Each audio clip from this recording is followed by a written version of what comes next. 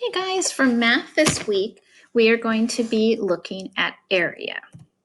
So what is area? It is the amount of surface that something covers. So if we look at these two rectangles, let's pretend they were laying on the ground. And the bigger rectangle is the one that takes up more space on the floor. And that space is called area. So square units is what we're going to be looking at. So each square equals 1 square unit. So the easiest way for us to measure the area, the amount of space that something takes up, is to use flat square tiles like we have in the classroom. We can count the number of squares inside of each shape to find the area. So this will be a great chart for you to look at while you're doing your work.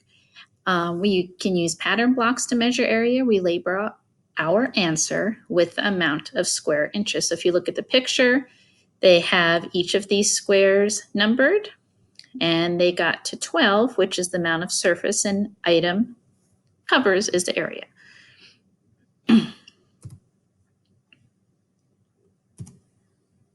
So if we look at this, we have, if you were to label it 1, 2, 3, 4, 5, 6, it would be 6 square inches.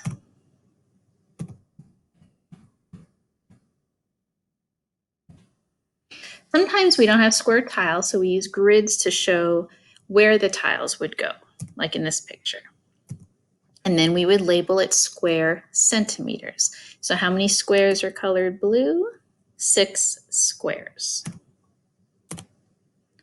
So what if some squares are not colored in the whole way? So what you're going to do is you would count all of the whole squares, and then any half-colored square, 2 of those would equal 1 whole square.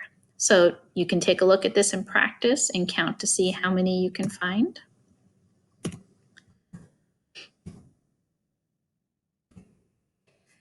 Now on this one, this is an easy one to count. So you would count all of the whole squares, which is 16. And then you're going to count all of the parts. So we have 1, 2, 3, 4, 5, 6, 7, 8, 9, 10, 11, 12, 13, 14, 15, 16. So how many parts we have, and we add the total of whole and part squares together. So what's the area of the surface that the rectangle covers? It must be more than 16 square units. So let's practice one more together, because this is what your lesson is going to look like in stepping stones that you're going to complete on Google Classroom. So how many square centimeters does this picture show? And you are going to number them to help you. So label each box with the numbers.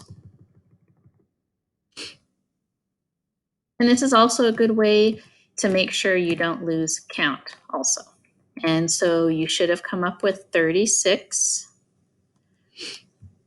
square centimeters. So again, biggest part, labeling it and counting the amount of squares, and then making sure that you are using the correct label when you're done, like square centimeters. And good luck. Again, this will be turned in on Google Classroom this week.